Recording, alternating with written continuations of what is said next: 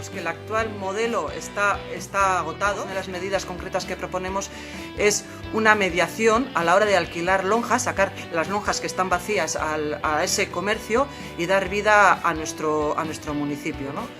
Una de las medidas que creemos que es acertada, que ya se ha adoptado en otros sitios con gran éxito, es la moneda social. Una moneda social que además va a facilitar el consumo de productos de aquí mismo, de productos sostenibles. Y hablando de amigables con el medio ambiente, también esa vuelta al primer sector, a la agricultura, a la pesca tradicional y al consumo de esos productos que además crean riqueza, crean puestos de trabajo.